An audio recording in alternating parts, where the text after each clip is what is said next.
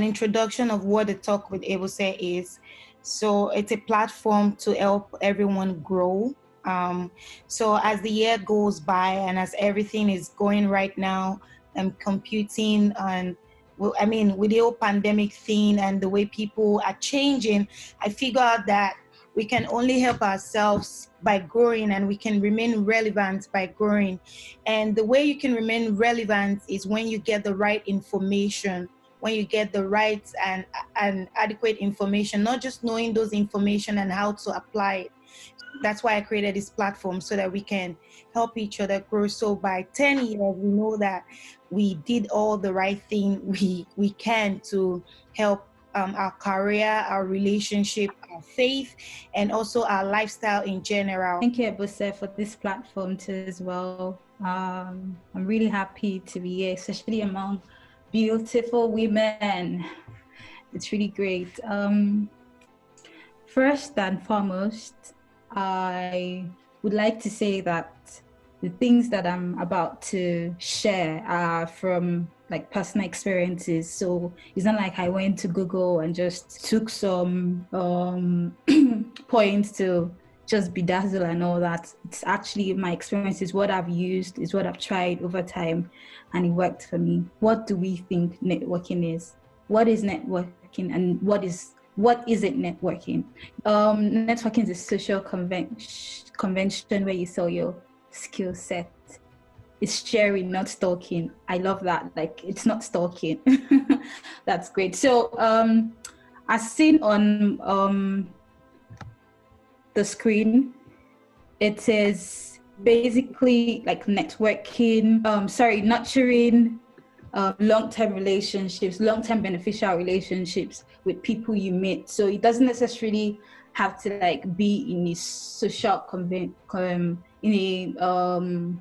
how would I say, like in a place or in a situation where you think there must be the need to like network. You can network with someone while waiting on the queue. You can network with someone, while taking a stroll to the park or something. So it's not essentially tied to either social or business. It's basically formal and informal. So networking is just establishing and nurturing long-term relationships. You want to reach out to people. You want to talk with really understand how they behave, why they behave, and use that to build something that lasts. So it is a symbiotic relationship. It's not a give. It's not a give, and it's not a take relationship. And that is why you need to build yourself as a person and understand the value that you have, so that you're able to communicate that, and the person that you're communicating with knows that you have something to give. And in that sense, the person can also give you in your own in the measure, or even much better. So networking with people doesn't necessarily mean that you must network with someone that is above you. You can network with someone that is below you, because the thing is that life is dynamic. I say that the pauper today today can become king tomorrow. And I think that's just the beauty about life. You not being able to totally determine what will happen in the future. Yes, you can make plans, you can write plans, but we propose, God, makes it happen, so to speak. So on the issue of networking, right, I've heard certain perceptions like, oh, I'm shy, I cannot network, oh, must I talk to people, am I supposed to relate with them, can't I just be on my own? So the question is, when you go out, or when a guy, we are basically females here, when a guy asks for your name, do you say, oh, I'm shy, I cannot talk to you, I cannot relate to you? You tell the person your name. That is essentially what networking is. You communicate who you are to the person and the value that you can give, right? So it's not a matter of you being shy, or you being an introvert, or you being an ambivert. It's permit me, it's plain stupidity. Now I'll tell you why I think it's plain stupidity, because I have been in that kind of I've been in that shoe essentially. And using Ebose as an example, right? Like she said, we've known each other for like 11 years. And yeah, we met in uni, quite all right. She was in a different faculty, I was in a different faculty. And I think it was because of the all of residents that we stayed in that made us, friends. But something dynamic happened with Ebose. She was talking to me about it a few days ago, and I was like, why did I not network with Ebose? Ebose did something that, in fact, she had an opportunity that so many people crave, and so many people did not understand at that point in time. Being the kind of person that I am, right? I know that if I knew Ebose was up to such, I would have told her to, help me, or, help basically help me position myself in accessing that. But if I knew Ebose then, I believe that the capacity that I have now would have been like, if I knew her, like networked with her on that basis, right? The platform that I have now would have been multiplied times two. And I'm not joking, because by now I probably have done my master's. Now I'm just doing my master's, and that's the story of the master's is based on networking, which I'll share in the feed. Now, it is not just about you being shy. It is just about playing. It's just about plain stupidity. And the beauty of that attribute is that it can be changed, and it can only be changed by you. It's you saying that, you know what, I don't want to be stupid anymore. I do not want to be stupid anymore. This is what I want to do. And this is what leads me to our next slide, the importance of networking. Like I said, I'm not going to give you what I found off Google. I'm going to give you what I've used, what I've benefited basically from networking. I'm going to highlight the process of and the hows of how I've been able to deploy my networking skills. So we'll start with the importance. Career development. I don't know. I really haven't taken a survey of what we do as individuals. I don't know if you're an entrepreneur. I don't know if you are, career oriented. I don't even know if you're in the academic space at the moment. But what I know is that everyone needs to develop. And in developing, you have to work smart. You are not a bricklayer that does 9 to 9, right? You're not a bricklayer that shows that, oh, I can do and undo and all that. You need to work smart, because time is not on your side. The things you could do, in say, in the last 5 years, you can't do them now. Because time is of the essence. Like I said, time is money. So you need to work smart when it comes to your career. There are some opportunities that is only available to people within a certain age range. What are you doing? How are you getting those opportunities? What's the clock saying for you? How are you accessing those opportunities? Now, concerning networking to achieve a better career, you have to, people say you farms. There is nothing like farming. If I like what I see, if I want to, get something, if it's to complement the hell out of that person, I will do it. There is a position, there is a posture you take when you want to get something from someone, right? Let's take for example, if your friend wants to your friend probably needs you to help her do something, or make something happen. There is a way she approaches you. I'm not talking about the of course we have I'm talking about on a normal levels, not the friends that call you all sorts of names and they know that you've got their back all the time. But what I'm trying to say in essence is that there is a position, a posture you take when you want to access something from someone. That is the position you take when you want to use networking to develop your career. There's something called sponsor. You can say, you can call the person mentor, you can call the person your accountability partner. These people are the ones that will speak for you when you have done the work, right? They will speak for you in the closed rooms. They will speak for you in the closed corners when you have done the work, and you'll be like, oh, this person, she's very good in Java. She can do this, she can do that. Oh, she designs excellent energy models. I think she's the best person for the job. Now you look for people that are within your space and that they've gone a mile in that career you want to focus on, whether it's a career switch or whatever.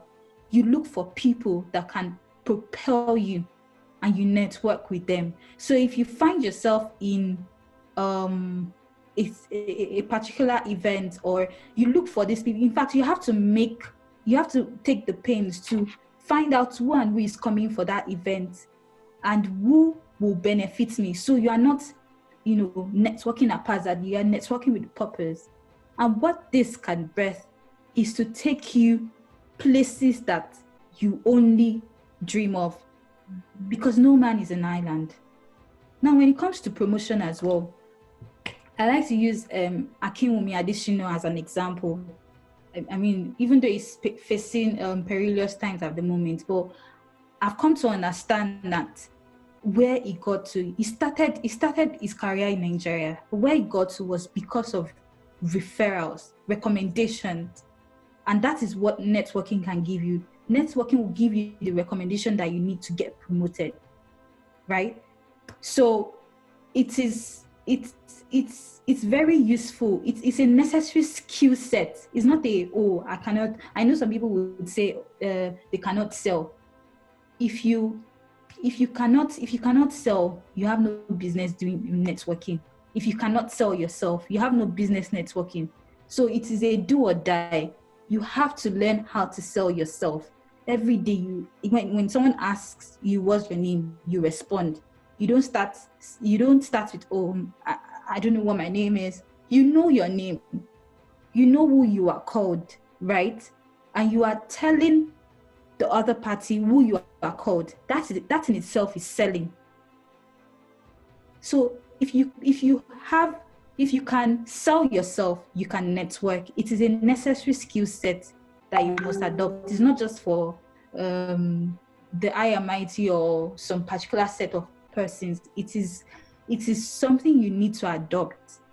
And this brings me to leverage.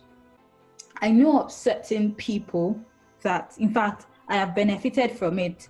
I know certain people that, used the fact that they knew maybe someone in the government or someone in a particular firm to access grants, to access opportunities, or even access positions that they want. And that is why you need to have an action plan, which I'll be talking about in a few. If you have an action plan, you are deliberate. Like, you know what you need to achieve. You know who you need to speak to, right? Such that when people see that you're making waves, they'll be like, is she the only one? Is he the only one? But they don't know that you have done the groundwork. They don't know that you are not, haphazardly reaching out to people. You are reaching out to people with purpose. Like, you are hitting you are hitting it. You are hitting the mark. And this brings me to access to opportunities.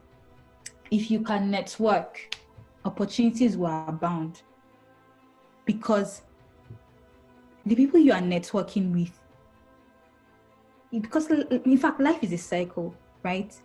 It's like a stream. That life is a stream of people. Like, it flows, right? And it flows back, basically. So the person you think you know, or the person you are speaking with, knows someone that can solve your problem. At least the person has someone in his or her circle that can solve your problem. And this is the essence of networking. The next point is lifelong beneficial relationships.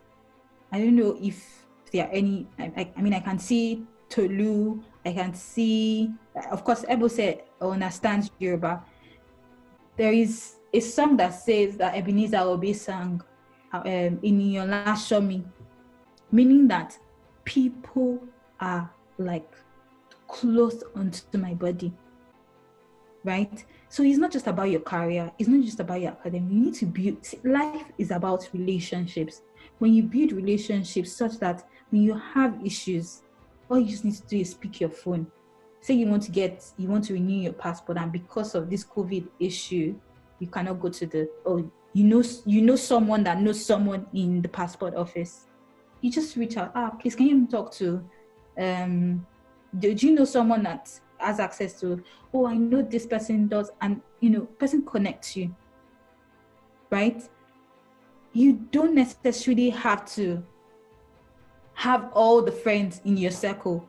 Your friend's circle can help you. Your friend's circle can also help you. That's the essence of networking. And because people are responsive to you, well, most people are responsive to you in the act of networking, it boosts your self-confidence. You can talk about anything. You can create conversations, and you can sustain conversations. You can win, you can win opportunities. You can win positions. You can get promoted just by conversing with someone and knowing that in this you are networking with the person.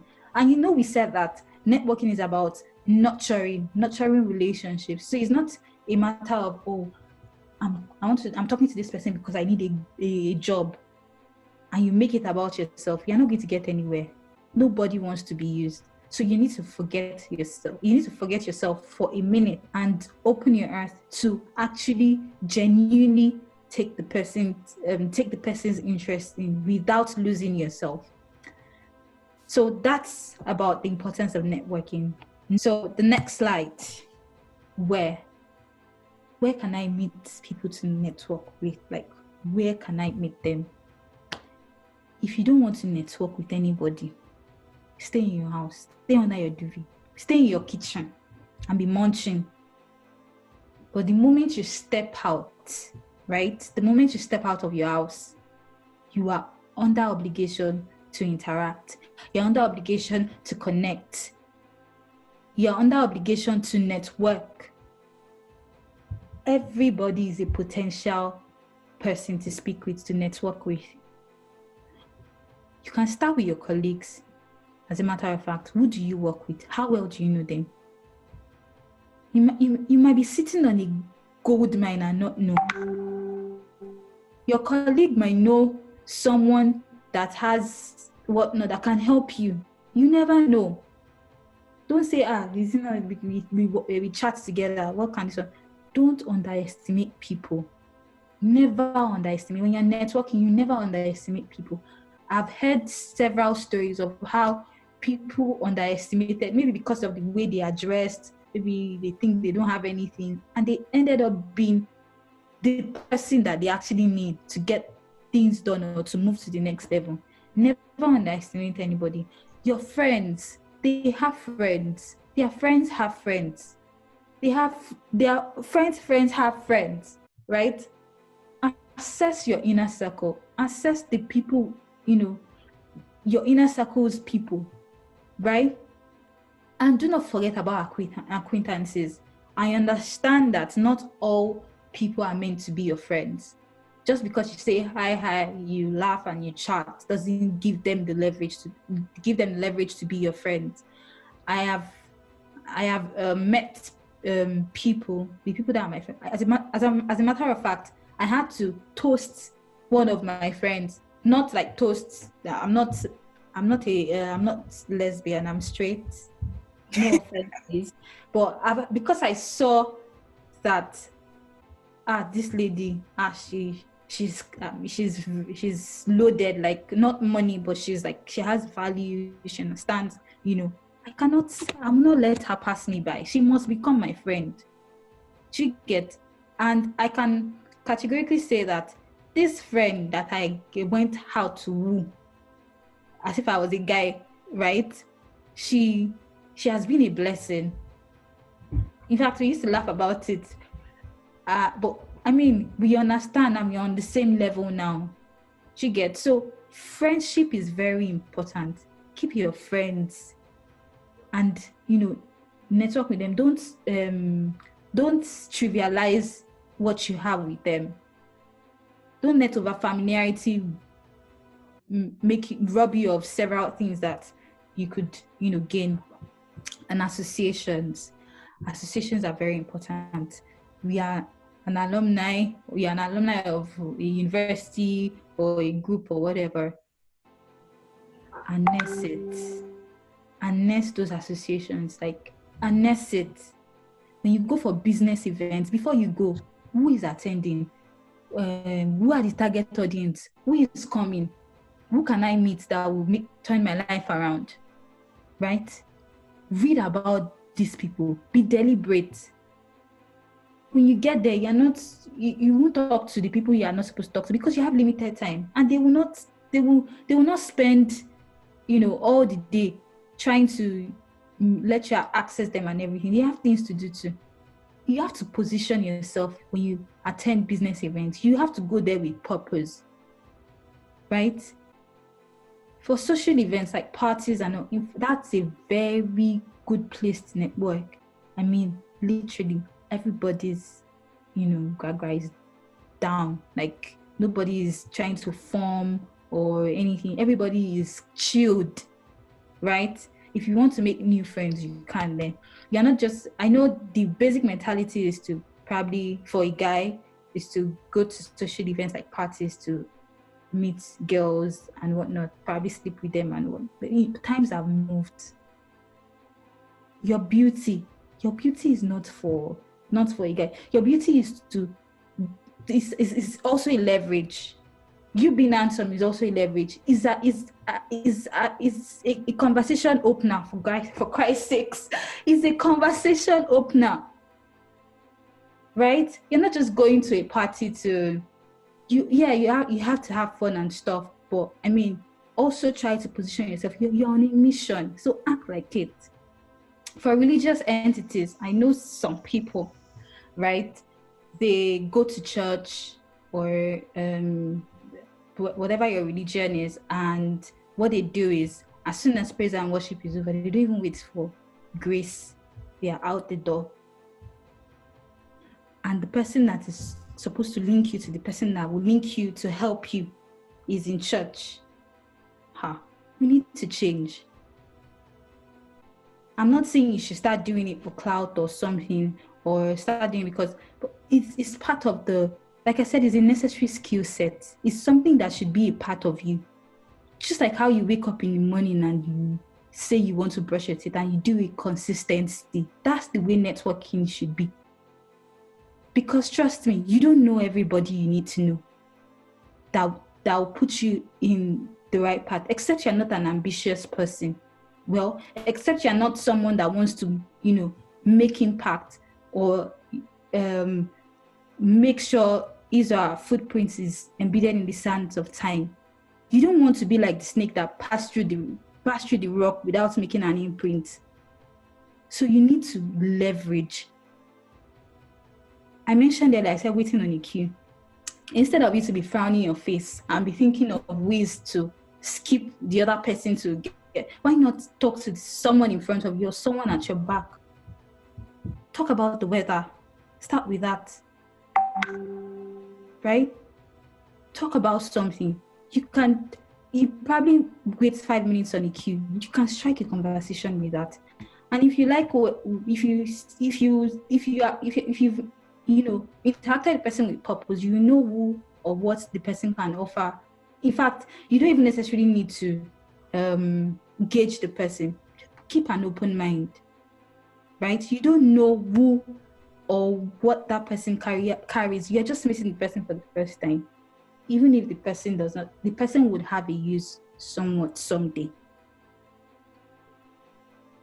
Social media. Social media, we are so blessed to be in this century. We are so blessed to be millennials or Generation Z. We are so blessed. We are so blessed because social media enables you to reach out to people that are not even in your, country, that are not on your level. Apologies, but I have to say they are not on your level. Though. You understand, but you can reach out to them, you can talk to them, and that in itself, the way you position yourself, the way you talk to them, the way you interact with them can, help you skyrocket. I have met people, I've heard people talk about how they used to be. In fact, that's happened to me. I've gotten a grant just because I reached out to someone on social media, right? I have gotten resource mobilization just because I reached out to someone on social media.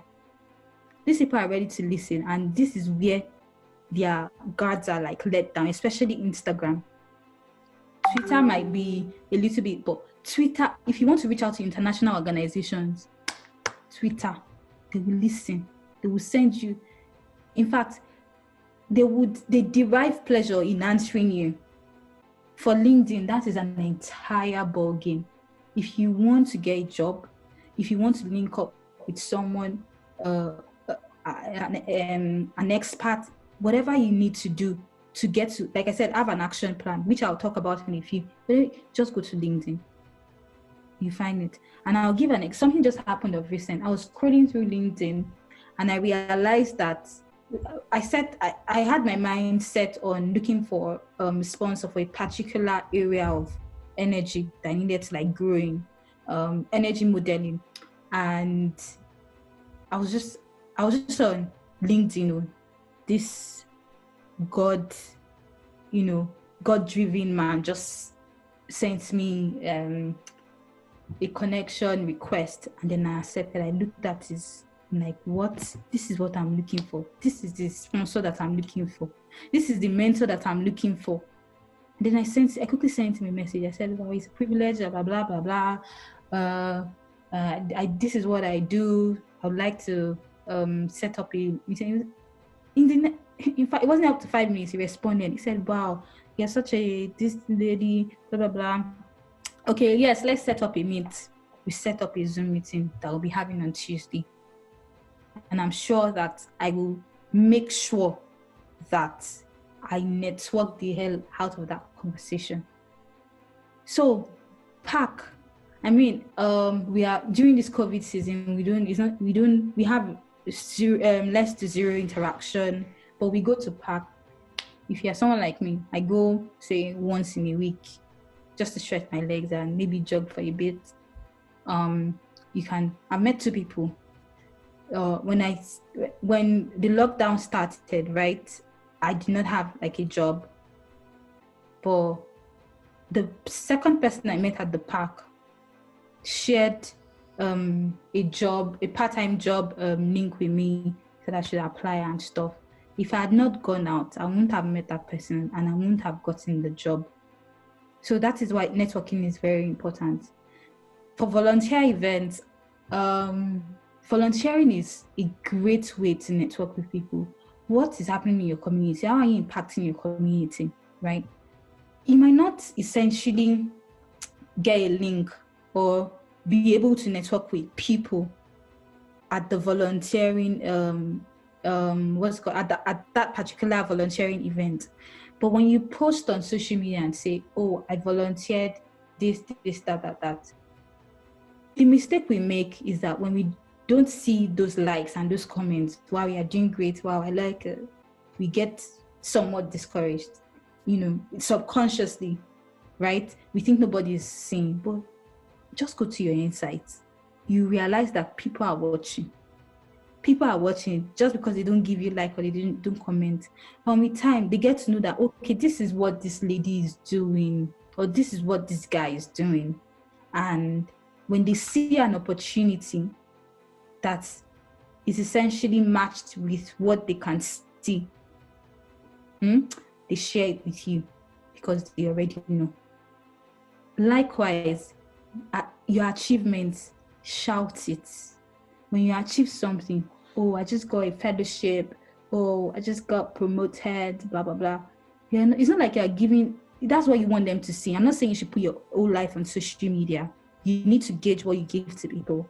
But when you put stuff like that out, right, it communicates something to, I don't know if anyone here is into communications. It communicates with the audience. They know that this is what, so they can essentially help you when they get such opportunities, or when they need to like make referrals. Oh, that girl, she's into solar, she installs solar panels. I see it on her status every now and then. Subconsciously it registers, and when they are asked to make a recommendation, you are likely to be on the list. Airplanes, of course, I think we know this. If you enter an airplane and what you do is just, oh, I want to mind my business, I want to see movies, I want to connect with the person beside you. Connect with the person. It's very important that we make use of every channel. Like I said, if you don't want to interact with anybody, stay at home, stay under your duvet. When you step out, you are under obligation to do that. Basically, everywhere is where you can network. Everywhere. So, next slide. If we are enjoying the conversation, can we say hi? Hi. Okay, so Hi. You can also use the reaction button on the yeah, you can use the reaction as well. button. Okay, so how to network. Hi. How to network.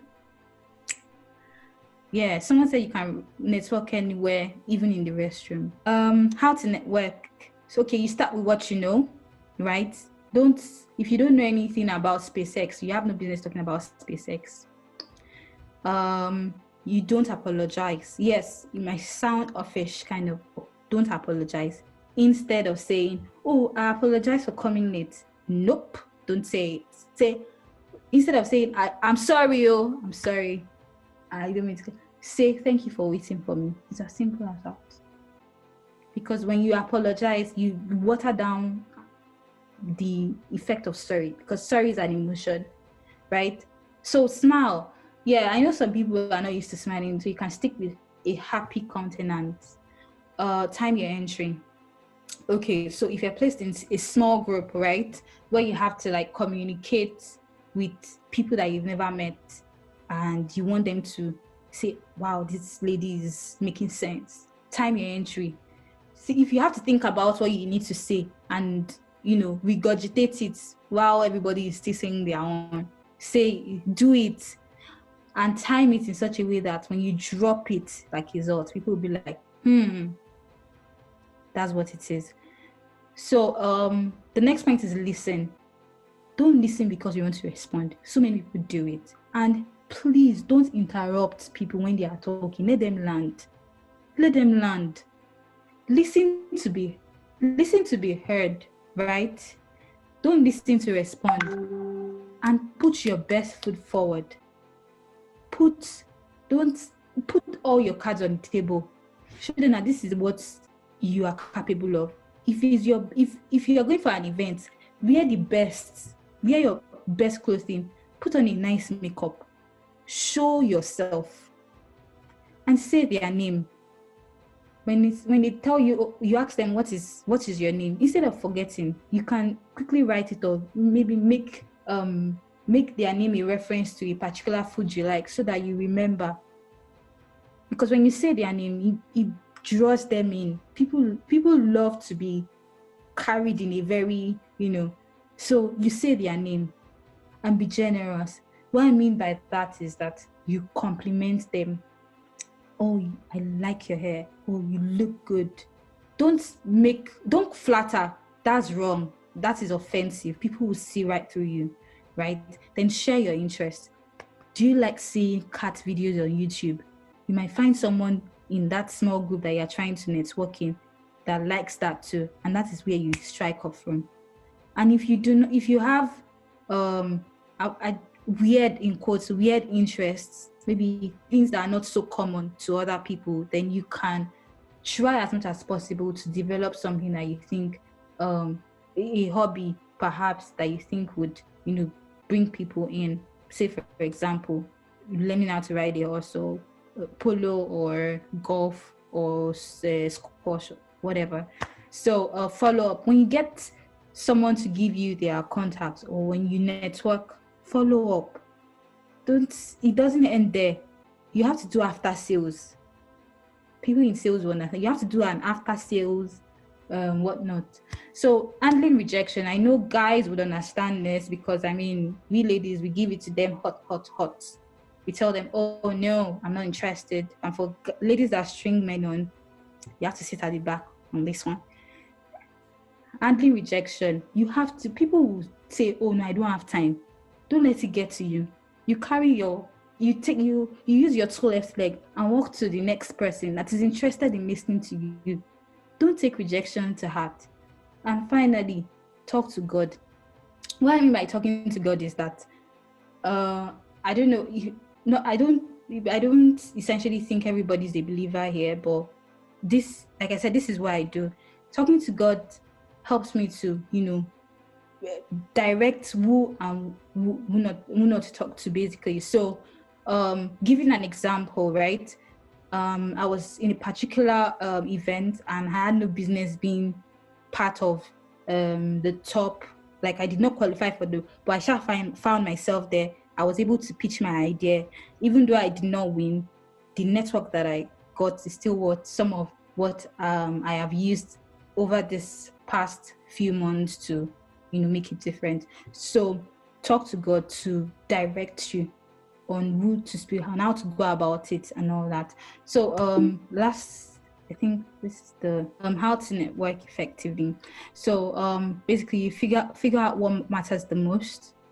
Like I said, you network with purpose. You figure out what matters the most. Leave people craving for more. I know that I said that you put all your cards to the table, but keep on, so that people don't, see you leave people craving for more, basically. Then have an action plan. An action plan is different from the one that you write every January 1st. Oh, this is what I want to do and all that. This action plan, right, is basically, oh, this is the goal. I want to work in Cummins Inc., right? Okay, right now I'm working with Facebook, right? Okay, so who do I need to talk to? What events do I need to attend? Who do I think will be coming for such events? So this is an action plan. And when you eventually get to go for this event, think people, not positions. When you get a chance, think people, not positions. Oh, there's a CEO. CEO does not have time. Why not talk to PA of the CEO, to the CEO rather? So think people, not positions. Then, like I said, don't interrupt people. And I also mentioned earlier that you should forget your personal agenda for a minute, because it will betray you. The person that you're talking with is not a fool. The person knows that you want something. So why not try and build a meaningful relationship first? And like I said, give genuine compliments.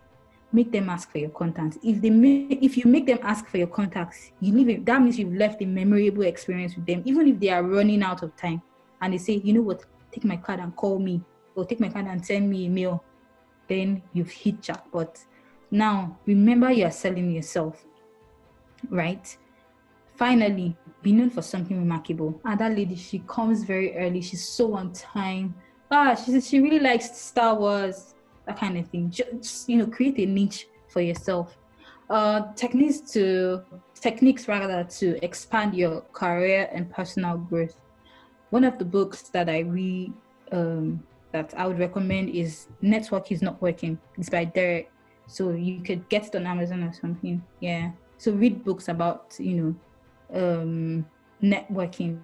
And also these books that kind of tell you what to do in depth as to build your career and personal growth.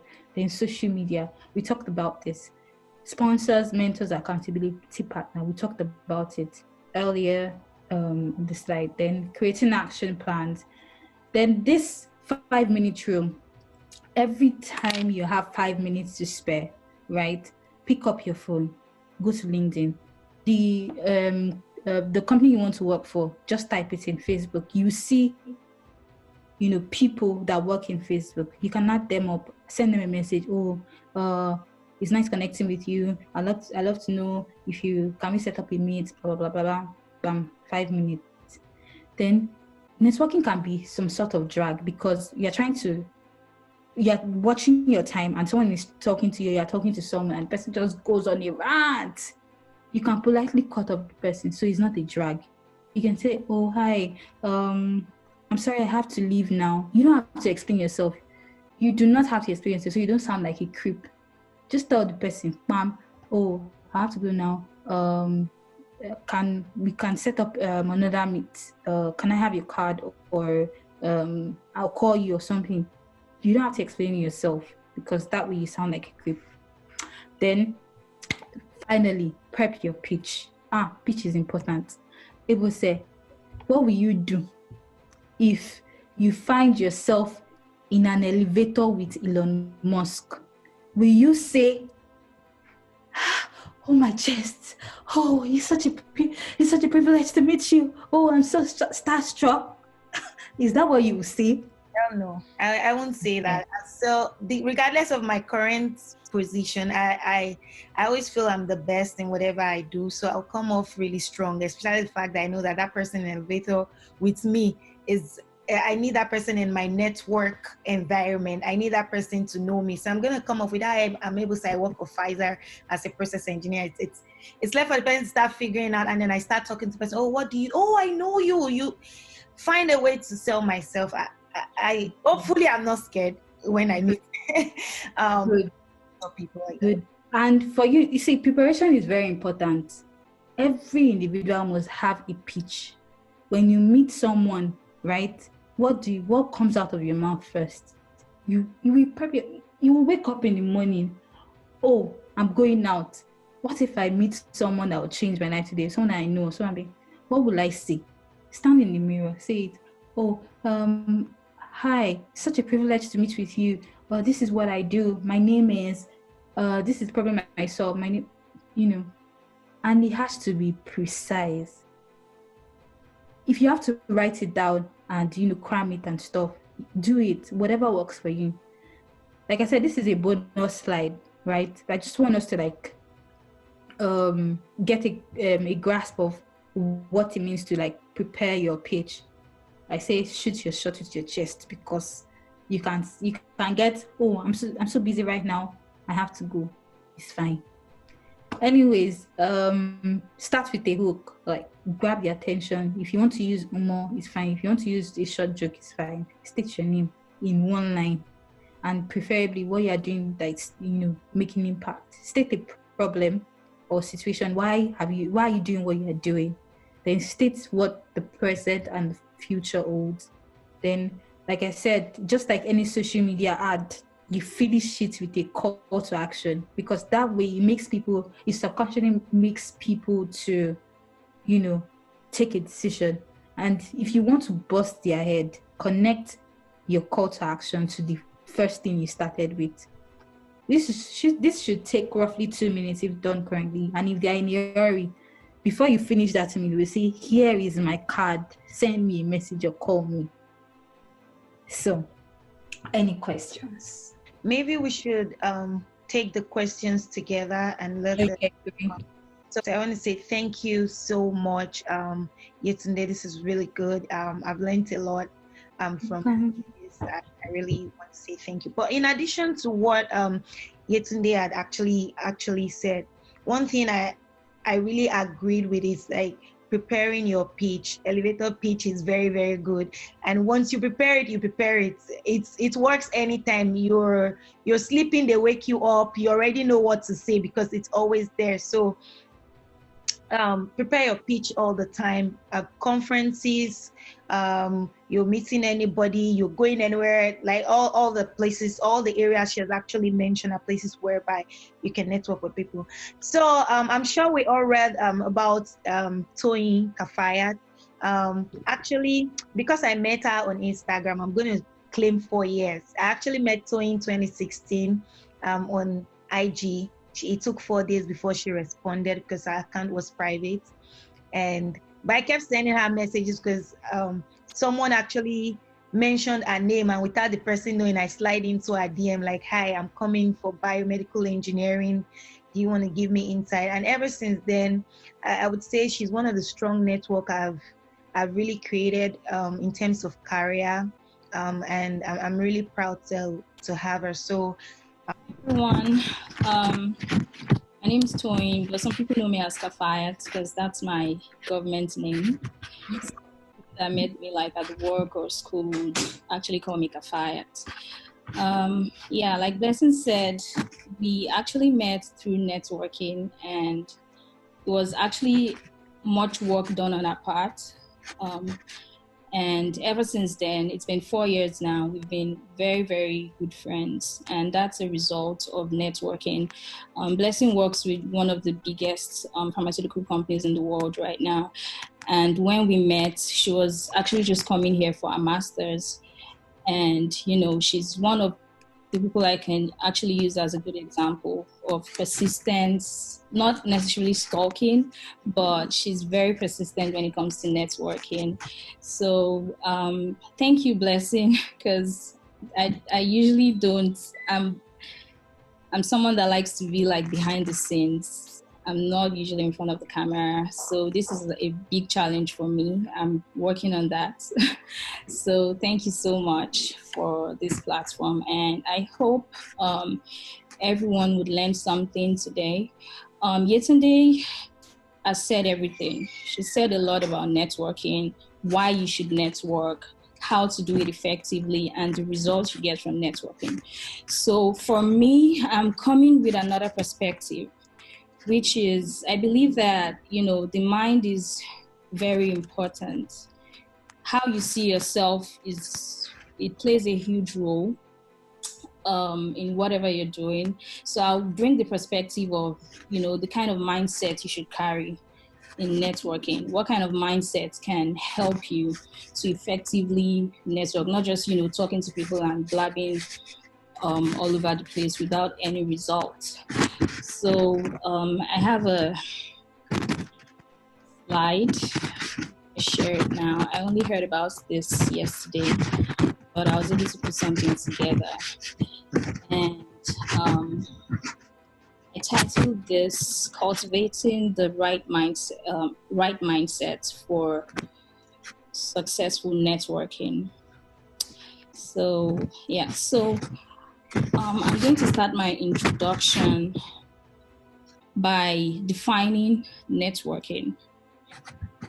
This is a dictionary definition of networking. It says networking is the action or process of interacting with others to exchange information and develop professional or social contacts. And the whole objective of my presentation is I'm going to pick out keywords from this definition and expand on them and tell you how you can use this kind of mindset to effectively build a network. So the keywords are interact, action, process, exchange, develop. So my first slide, exchange. It says it's an exchange of information. So you need to be aware that you are not just a taker.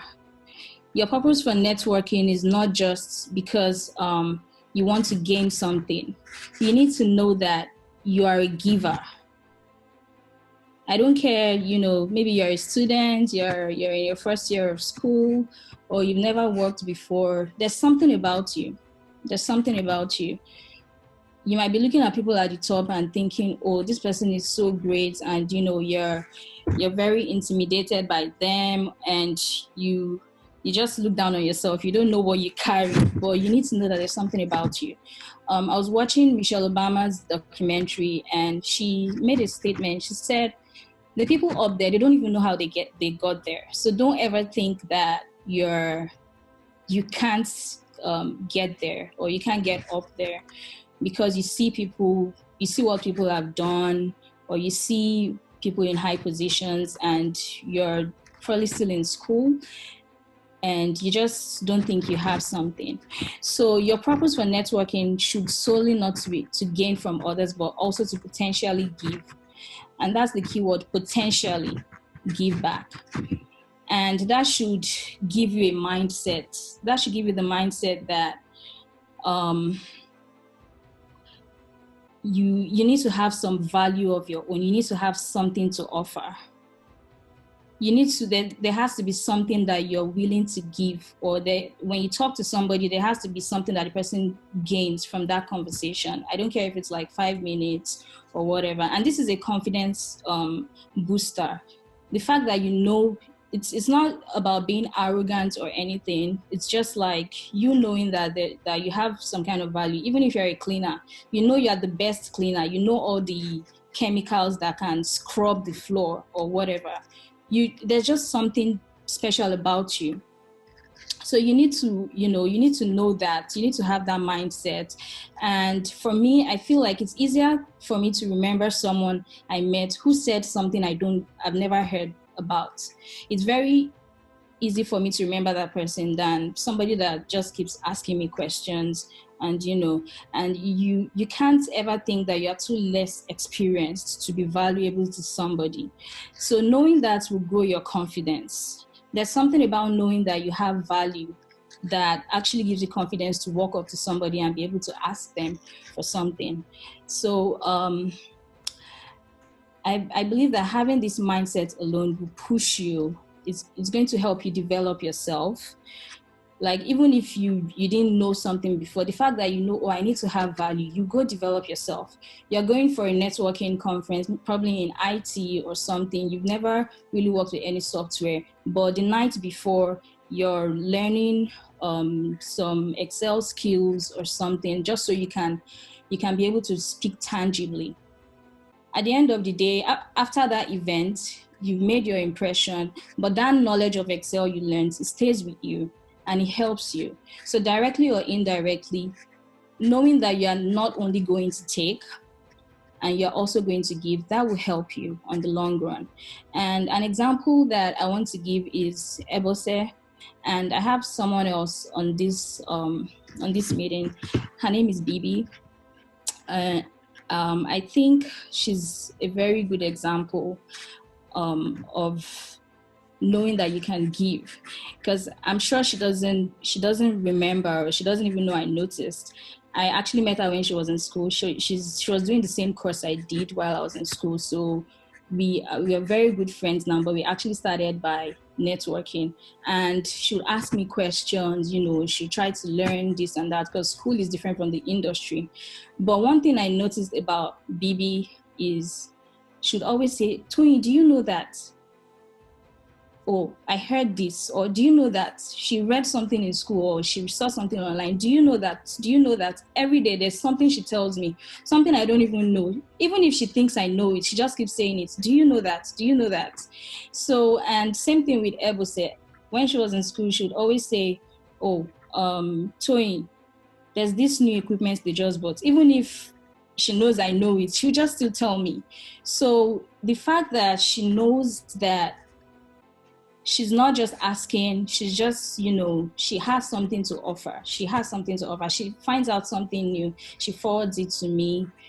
And I feel like even I learned from that no man is an island. You can, learn from somebody, and it's actually a good mindset to cultivate when you're going to network. So that's about that. And my next thing is the interaction aspect, which is like how you communicate. I feel like you need to have a goal when you're communicating with somebody that you're trying to build a network with, and that goal should be to leave a good impression. And I just, added this meme, and it says, "Oh wow, so nice to meet you. I already forgot your name," meaning that an impression lasts longer. If I meet you and we have a 15 minutes conversation, I might not remember your name after. I might not remember what you were wearing or where you work, but an impression, something you said that stands out, that would stay more in my memory than just your name. So it's very important to have an effective communication when we're meeting new people, and do enough research about the field and your potential audience. You know where you're going. You know the kind of event you're attending. You know the industry you're working in and the kind of people you're potentially trying to meet. So do enough research. So even if you're a novice or you're new at it, at least you have something, you have some kind of idea. When you're asking questions, don't just start with a question. Start with, oh, I heard that, or I know that, something. Can you expand on it? So it's not just like you're coming empty. Never go empty. And be conscious of cultural diversity and language barriers. Be a subtle speaker, meaning like, this is the United States. In the real corporate America that I've come to know, there are people from so many different places and different cultures. The way you gesticulate when you talk, your voice, people read these things in so many different ways. So fine, you can have a personality, but when you're trying to make an impression with somebody, you have to be very conscious of language barriers as well, because some people do not have English as their first language. So when they're talking, you might have to ask them to repeat themselves, or maybe you won't even hear what they're saying. But it's very important to be conscious of that, and don't give like facial expressions that would put them off or make them feel somehow. So be a subtle speaker. Don't raise your voice, even if you normally do, because the person you're talking to might take it as something else. And don't appear as being overly opinionated. It's okay, it's perfect for you to have an opinion about any topic of discussion. It's okay for you to have your own opinion and to be firm with it, but you need to apply emotional intelligence when interacting with people, because we're in a diverse world now. People have different ways of viewing things, and you need to try to see other people's point of view when you're talking to them. So sometimes it might be an icebreaker when you're talking to somebody and the person has a different opinion. You need to have a way to see the reason why they're reasoning how they do, because like I said, impressions last. So it might just be something you would say that, you're trying to shove your opinion down their throat, and that's what they'll carry with them. They might even forget what you were talking about, but they remember that you were very opinionated when they were talking to you. So it's very important not to be so, aggressive when you're talking. To be very open-minded, and also be willing to share ideas and information. Don't be an information hoarder. There's no such thing as knowing it all. So if you think that you're in a conversation with somebody and you kind of have the upper hand, or you know more than the person, it's okay to talk. You'll be surprised that something you think you know, or an idea you think you have, just talking about it, you might see someone else that actually knows some more details that you never knew about. So it's good how will I say it, to be generous with information, because you get what you give. So, and then never hijack or dominate a conversation. Never hijack a conversation. Don't be the only one talking. If you notice that you're the only one talking, pinch yourself. When you've talked for too long, ask the person a question, engage them. Just say something so they actually feel invited into the conversation. Because some people are actually quiet, some people are loaded, but they don't have that, they're not so outspoken. So it's never a good idea to be the only one in the conversation, like to just hijack a conversation. Be polite, understand body language, oblige when someone else is making a move to talk. And then there's a saying that the smartest person in the room is never the one with the loudest voice. So try to keep it calm, and give everyone room to express themselves. So the words develop, and the process. Networking is a process. It's a process of developing contacts. It's not like you meet somebody today and boom, you feel like, oh, this person is in my network, just like that. You need to know that even if you don't get something you want from them immediately, just don't do away with them like that. An example is, for those that have been in engineering school, there's this organization that we always go for their events. While we were in school, I was the vice president for my school chapter, National Society of Black Engineers, and then we had like Society of Women Engineers, and we'd go for networking conference to get jobs, to put ourselves out there and all that. And I remember that, after the event, we would come back and we'd be like, oh, I didn't get a job or something. Or so we feel like, oh, it was all a waste. It's never a waste. Because the fact that you didn't get something immediately doesn't mean that you won't, it's not a beneficial experience. So you go in there knowing that it's not just about today, it's not about next year, it's not about 2 years. That would actually make you more open to connect with more people. So for me personally, I was able to self-petition for myself to become a permanent resident of the United States. And this was actually also through networking. Like one of my most valued people in my network actually, gave me this information and groomed me on how to go about it and everything. I think I'll talk more about that later. But the process involved you getting recommendation letters from people in the United States citizens that are in your field, that work in your field. So they have to write recommendation letters to immigration to vouch for you, to tell them that this person is worth it. You need to give this person the permanent residence and everything. So, and this I filed for this after school, and I'd made connections with people. I would go for these conferences. I didn't get my job through the conferences, but I'd connected with people that, I just have them on my LinkedIn, and once in a while, we have built these interactions, we have built the network, we have built the connection.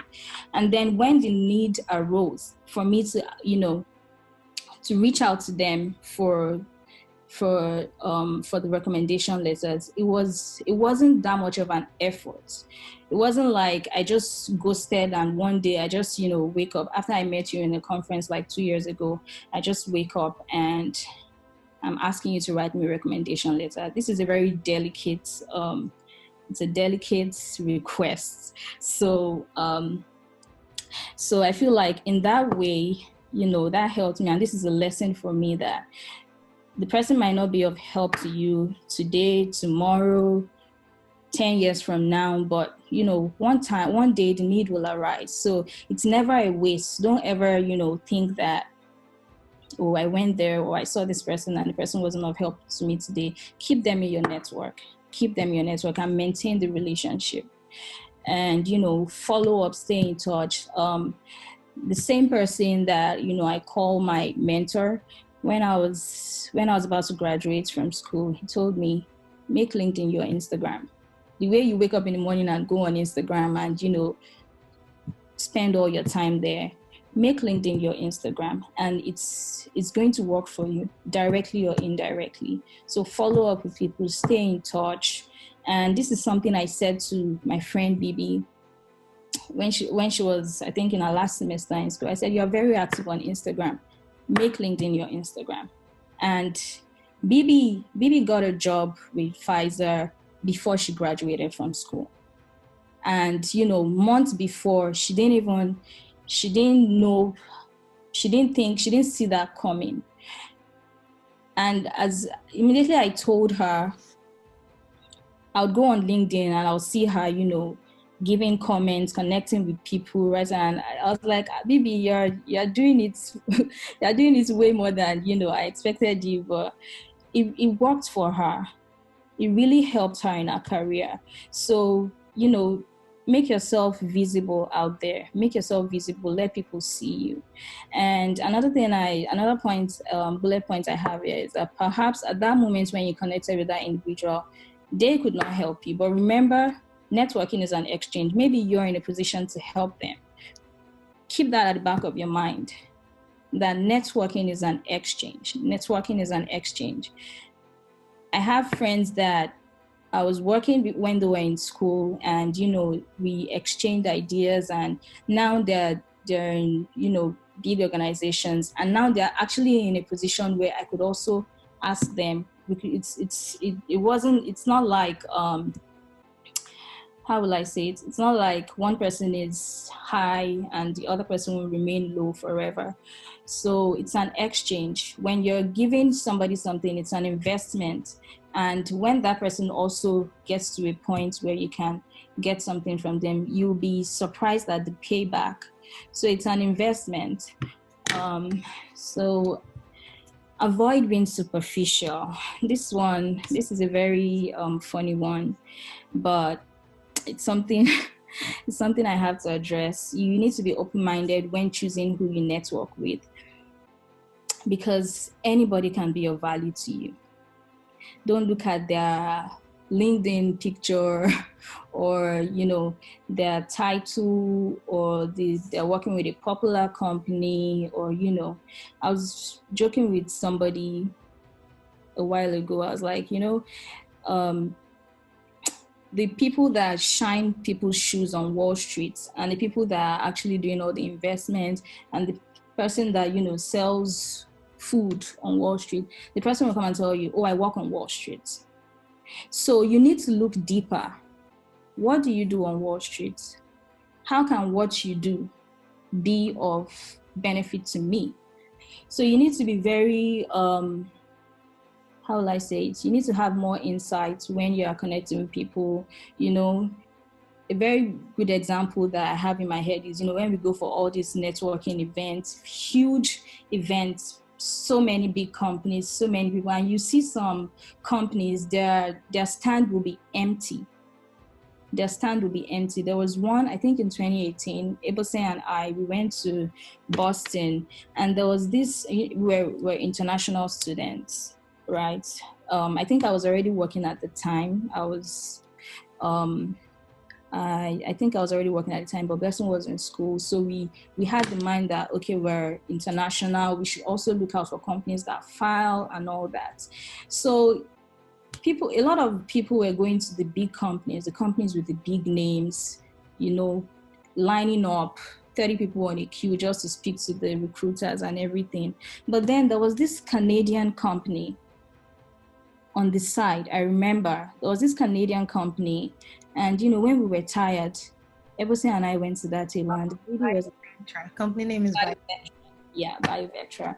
So we went to that stand, and the lady was like, she said all the amazing things, they're a startup company, all the amazing things, they were doing, and they said they filed, like, the package was very, very, it was ridiculous. It was ridiculous. I remember. So for me, I'm not a superficial person. I'm not shallow-minded. I don't look down on people. I don't look at somebody because, oh, they're not dressed nicely, Anybody can be of help to you. So I have some examples. A person with a 25-year experience and a person with a 5-year of experience. Which one would you?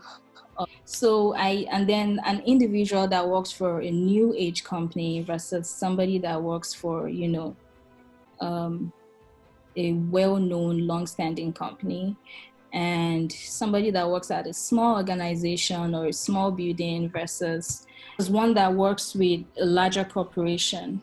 So I'll talk about somebody that works with, that has 25 years of experience. You need to understand that if I have 25 years of experience, it means that the majority of my career would have been in the 90s, which is not a bad thing.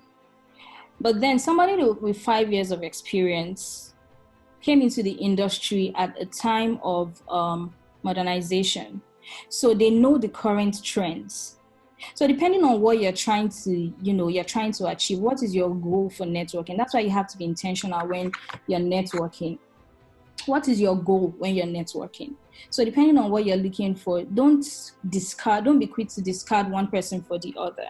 So the person with 25 years of experience might be able to, tell you what to do and what not because of mistakes they've made or things they've learned along the way. But then the person with 5 years or even 2 years of experience came into the industry when the latest technology is being used, they know the latest software. They never even got to use like the older things.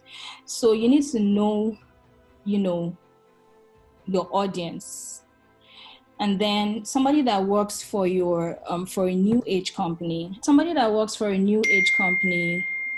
versus somebody that works for a long-standing company.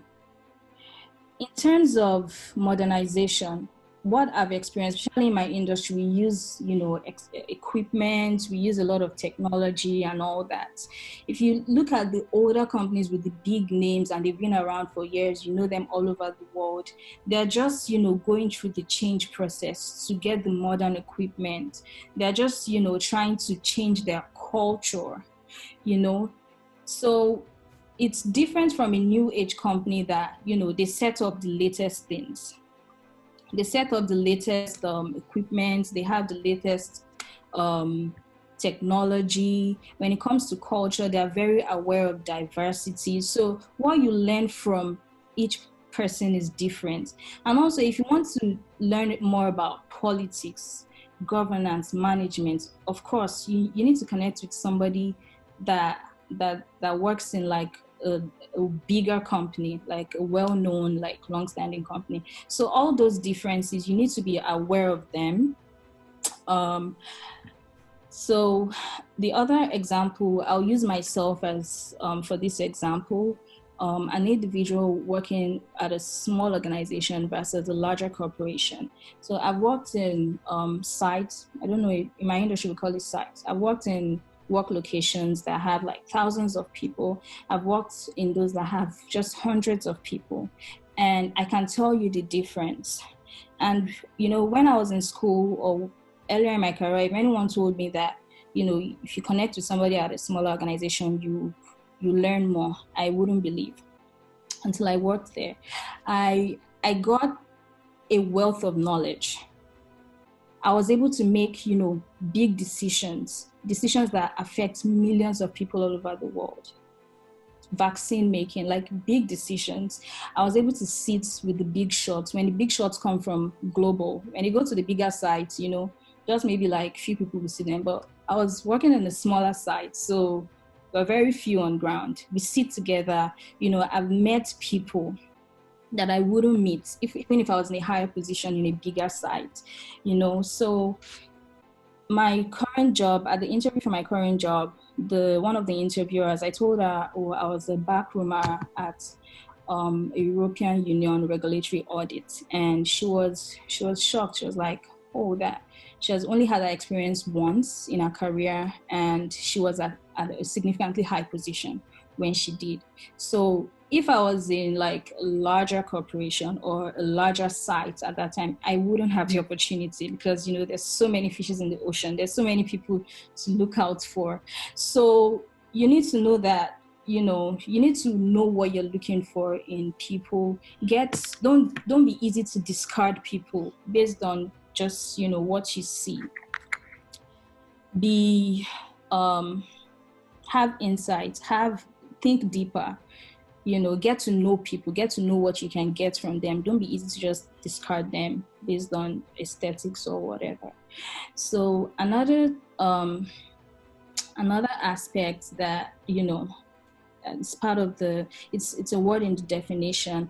It's action. Act on the main purpose of networking. And what's the main purpose of networking? To leverage, your connection with somebody to get something, So you've developed a great connection. What next? You just want to keep them as your friend. When you need information or some kind of professional assistance from them, speak up, speak up, speak up. Don't be scared. The worst anybody can tell you is no. That's the worst thing anybody can tell you. That's the worst thing anybody can tell you. They'll tell you no, and it's not the end of the world. Because at the end of the day, they don't know you. They don't owe you anything. Even your sibling doesn't owe you anything. So don't say because, you're shy, or because, how do I, go about it? I don't want this person to think, I'm needy, or I don't want them to know what I'm up to or whatever. You need to be able to act, speak up. You need a job, ask. Yeah, even if you currently have a job, there's nothing wrong in trying to find something else. So act. So your goal, that thing you're looking for, is more important than your shyness. I got a lot of no's, like when I was trying to file for my green card, and I was reaching out to my professors that were so nice, So I feel like that thing you're looking for, I know the end of it. I know even if I don't really talk to you, I know what I'm looking for. Not like I would come, with a opportunistic attitude. Like I said before, you need to also have value. They've seen value in you. They know that you're also, significant. So don't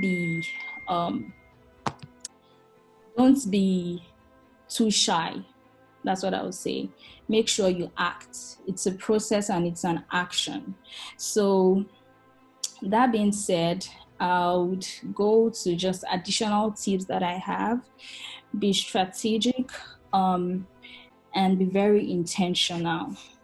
Know your audience, know what you're looking for. What's your goal of networking? Are you just trying to make friends and say, oh, I know that man, oh, I know Mike Adenuga, I know what's the Facebook guy's name, I know Mark Zuckerberg, I know this person, I know that person.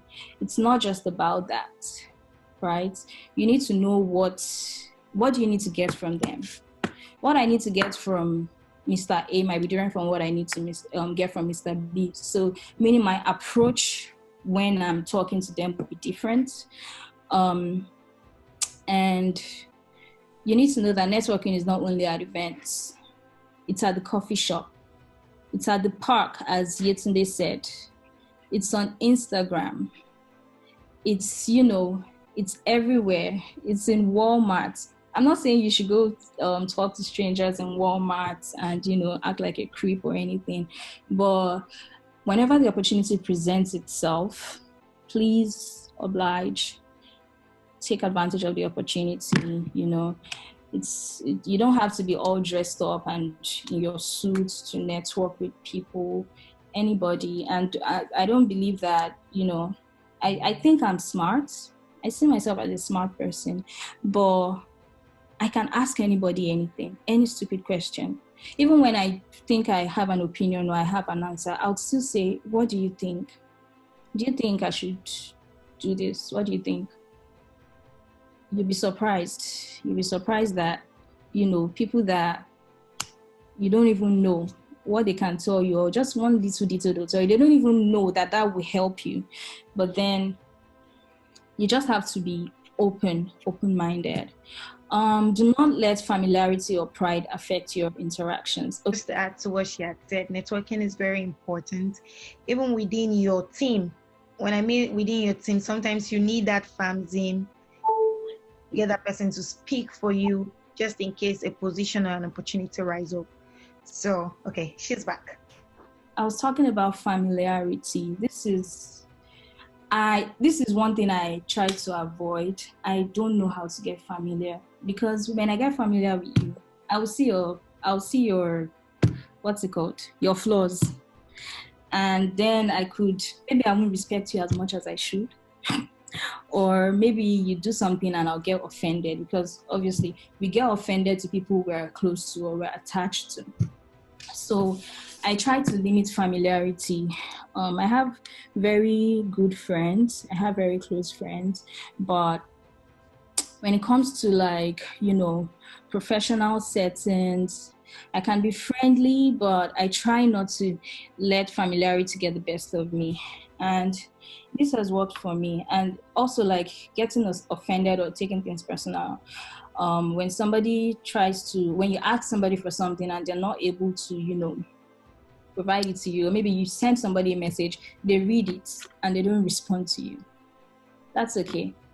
I mean, it's not the outcome you're expecting, but don't take it personal.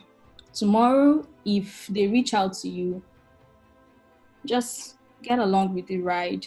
Don't be easily offended, or don't think, oh, because this person is my friend, I expect some certain level of, treatment. When you're trying to get something from somebody, I see myself as their slave.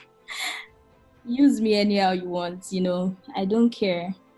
Pride is not in the way when it comes to things like that. If I have anything to share, I'll definitely share it, and I would apply every form of humility I can. And I'll give a good example. I said earlier that I got my green card through the National Interest Waiver Program, which was not very, even now, it's not very common. People are just getting to know about it. And I got this information from my friend's brother, who is now my very good friend. And till now, I call him my mentor. I don't know if he accepts or not, but whether you like it or not, you're my mentor. And when I was about to graduate from grad school, he reached out to me. We hardly even talk. We don't talk like that. He just reached out to me. So what are you doing now? What's your plan? Do you have a resume? Send me your resume. Let me see what it looks like and everything. And then I sent him my resume. And his comment was like, what is this? Like, you need to actually work. You need to, break it down and do it all over again. I know a lot of people that will be like, well, why would he say that to me? Or, they'll just get offended. For me, I was like, what should I do? And I remember recently I was just going through my emails. And I remember when I sent it to him and I was like, okay, what can I do? Or I just changed this. What do you think? And gradually, up to today, 2016, 2017, up to today, we've maintained that relationship. And through that process, from us doing, resume together, it's like, oh, have you heard about this thing? Do you know you can do this thing? And, he put that confidence into me. So many things, job applications, so many things up to today. We talk about everything. Talk about stocks. It's just so. Imagine if my feelings got in the way, and I got offended. Why would he make such comments about my resume? None of this would have happened. I don't know what I would be doing by now, but none of this would have happened. So you need to be very cautious of that. Draw the line between professionalism and your personal relationship with people. No one owes you anything. So even if you're my cousin or my brother or my sister, and I'm doing something for you or you're doing something for me, I see that as a privilege. I see that as a privilege. If we're going to the cinema to watch a movie, it's a different vibe. If we're going somewhere to do something together, it's a different vibe. But that thing you're trying to do for me that I'm gaining from you, you don't owe me. So I'm not going to ruin my network or my professional relationship with you based on our personal relationship. And then I don't know if I added this to my slide, but it just came to my mind now that when it comes to, following people on LinkedIn or connecting with them, don't go asking I have this problem, or talking about your personal problem. It's different. If it's a friend or a church member, or a religious group, or even like a random friend that you met maybe on Instagram or Facebook, it's okay. But this is LinkedIn. You don't want to just make people think you're a creep, or give people the wrong impression. Don't go asking people for money on LinkedIn. Don't, never. Don't do that. So yeah, know the thick line between keeping in touch with people and stalking. Like, always giving, like, flattering them. Yesterday said something about flattering. You can compliment people, but don't flatter people in a way that they're very uncomfortable with it. Don't go stalking them and sending them messages when it's not needed. You need to have that emotional intelligence to know when and when not to do stuff. So I think this is the point where my plan was to ask people to give additional tips, whatever you think, whatever questions you have. This is the point where you can bring it in, or whatever you think you want to add to something I've said earlier. I think this is the point. And yeah, that's my meme again. Networking is kind of a big deal. It's a big deal. So thank you again. Thank you, Ebose. Thank you, everyone that joined. And thanks for listening. Thank you. If you have a question, unmute yourself and ask your question. But I actually have a question for you guys. Let's say, for instance, I'm already in a position whereby I feel comfortable, but I need more.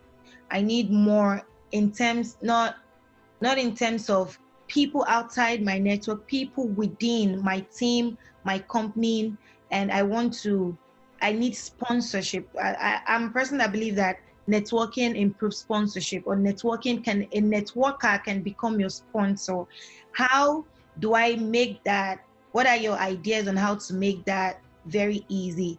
Turn somebody who is actually already close to become a sponsor in terms of networking.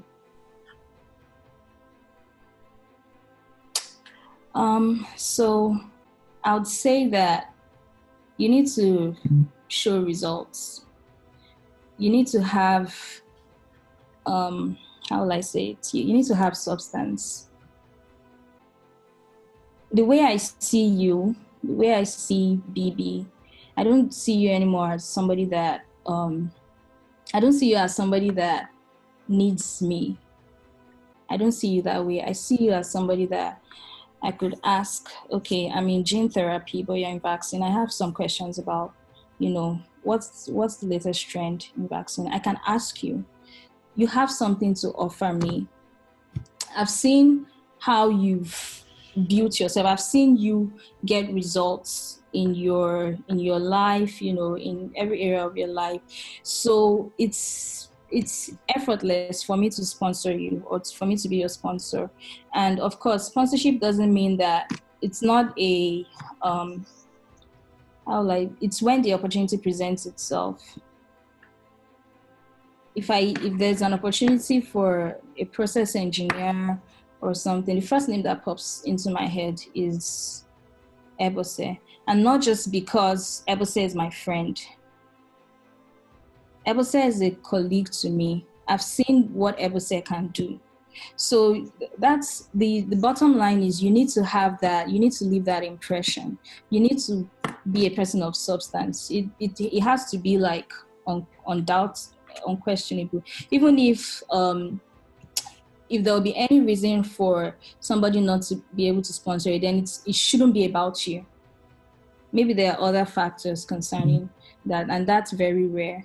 But it all starts with you and who you are and what you can offer. So that's what I think. Another thing I want to put in addition is in terms of networking, when you network yourself, people actually, if they get connected or they are interested in you, they actually do background check. And that's because if I do it, other people do it. If I meet somebody new, I am looking for every single pin, every single information, when I mean everything, every damn thing, the dirty, the clean, the what you've done, what publications you've done, what values have you had. So in that way, I'm trying to say that whatever you put out there in terms of professional, not the fun part now, professional, make it very professional. Build your LinkedIn profile. Build it well that people go on there and they can understand. Don't just put in a profile and somebody just put your name, maybe because you're not, I'm not done with school yet, or who is even looking at me. I hate when people say that word. Who is even looking at me? Build that profile, because you might not be talking, but your LinkedIn profile is actually doing the work for you. Your Google information does the work for you. So you want to make sure that when they type your name, when they put in your name on Google, it's popping out. They are not looking for you everywhere. Putting adequate information out there, it's also a way to build that network. So my question is, how do you reconnect with people that you've connected with before, but you didn't follow up with them? Like, how do you reconnect with them, just to be able to continue to build your profile? Because I know I've had some contacts that I connected with like years ago, and I haven't spoken to them or followed up. Then how do you begin to reconnect with them at this present time? That's my question. Okay. Sorry. So you're not the only one guilty of that. I can say for a fact that I have some too as well that I've not reached out to, and that's the place of procrastination. If you, as an effective networker, you cannot procrastinate. You cannot. And the best way to go about it is, as long as you still have their contact information, you reach out to them. Even if they just assume that they will not remember. So make it like a fresh conversation with them. Although you can, tie the experience you had with them into say you're sending a mail, you can tie it into the mail, but make it a fresh conversation with them. That way, even if they don't remember who you are or the discussion they had with you back then, they can form a new conversation with you, and with that you can use it to like grow. So it's okay if you not reach out to them for a while, or you did not follow up, but the second best time to start is now, right? So yeah, I hope that answers the question. Thank you. Yeah. Something that worked for me when I left my old company and I didn't reach out to the people there. I just moved like Genshin, but then I started seeing that people there, I need them. I wanted that connection back. So I kind of like private my LinkedIn. I would slide in and see if there's any new thing going on. And so one day I saw that my boss became a director, and I'm like, well, why not if not? So I sent her a congratulatory message and kind of like give her tips of how I admire her skill and how this promotion of a very 6 years in the industry, and you're a director in biotech. It's a lot. If you're in engineering, you understand that. So I kind of like give her a little bit of, oh, this is nice. We all like when we're being praised. There's no how. It will bench you a little bit, like, okay, good work, good things, you're doing great. And then I also kind of like update her on things that she doesn't know that I have been doing, just in case if opportunity rises, she can easily reach out and say, oh, are you interested? Like, oh, over the month I have actually done this and this. And she reached out, and I think we're in good place. So you can still do things like that. Well, thanks for that information. It's just very informative, and it's just funny because this weekend, or this week in general, like I kind of caught up with an old senior from boarding school, and like the old convo was about networking, and then Toyin posted this. I'm like, well, okay, this is a sign. So yeah, thanks for all the information. One thing I do struggle with is or the kind of negative side of networking that I've always kind of focused on, which I probably should not, is, you know, that Nigerian thought, you know, when they say, oh, this person used leg, or you know, it's maybe someone helped you to get to a position. I've just always viewed networking like in that kind of sense, and it's always put me back, you know, because I don't want to like owe anybody anything, or I don't want someone to say, oh, I got to where I am through them, right? So that's just my mindset that I'm just trying to get out of, and, you know, trying to see the positive side of networking, because, you know, there's the fear of rejection, you know, again, the most times when I email someone, or I try to get someone's help or whatever, and then I don't get a response, you know, that leaves this, you know, this kind of disappointment, and then I don't want to do it again. So I guess, how do I overcome that fear? I guess all this kind of revolves around fear. How do I step outside of this Nigerian mentality that I've kind of grown up? I mean, it's the way we're taught, you know, like, do we ever grow up? Like, you don't, you know, we've been taught that, you know, using leg is not really a good thing. And then we're also been taught to kind of look down people that use leg. And again, leg is not really a bad thing now in this networking environment. And then I think Yetunde mentioned something about showing, or kind of sharing your achievements. You know, I work in an environment where my coworkers, you know, the Caucasian coworkers, so any kind of feedback they get from their customers, any kind of, like, you know, feedback, they're sending it to the manager, like, and then I'm seeing all this, you know, achievement, or all this praises or acknowledgement on the dashboard. I'm like, wait, I get feedback, so, but the way I was raised is like, you don't kind of show off, you don't show people, or you don't make others feel less than by showing, you know, what you've done, what you've accomplished. Again, Nigerian mentality. So I'm stuck in this mind frame that I'm trying to get out of. So what is your advice on how to Nigerian myself in that aspect? Yeah. Can I talk? Yeah, of course. So I'll go back to my first thing. You need to know that you carry value. When you're talking about people praising themselves or publishing, you know, when there's an internal recognition and you publishing it, when you know that you carry value, you won't feel like you're publicizing it is to hurt someone else. Do you feel hurt when others publicize their achievements? That's the first question. No. Yeah, so why would you think somebody will feel hurt? You're not doing it spitefully. That's how you get recognized. And that's why it's called a recognition program. They do it for people to recognize you, because how do you know talents? How do you know you're promoting the right person if things like that are not being publicized? And then the other mentality you talked about leg, let me tell you the truth. Networking is another name for leg. Nepotism it's there.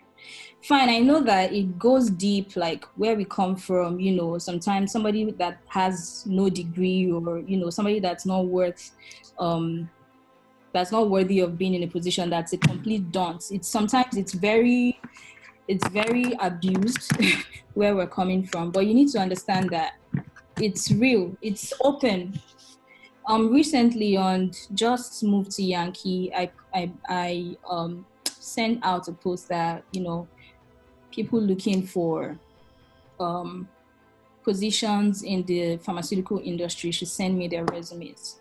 All the companies I've worked for, they do it. It's a referral program. They offer you thousands of dollars to refer somebody. So when there's a job out there, when you go apply for a job out there, they first consider the internal candidates, like somebody in the company that's trying to get into that position. That's the first pool. And then the second pool is the referrals. For example, me submitting somebody's resume to HR, like into the HR portal. That's the second one they consider. Because companies spend a lot of money on this recruitment process. It's a lot of money. It's hard for us to get a job. It's hard for them to find people. So they want a shortcut. If they feel like if an employee of this company who we've done background check, who is doing well in the company, if that person refers somebody, then the person they're referring is somebody we can vouch for. So yes, there's a referral program, and it's leg as you call it, and it happens in so many different forms.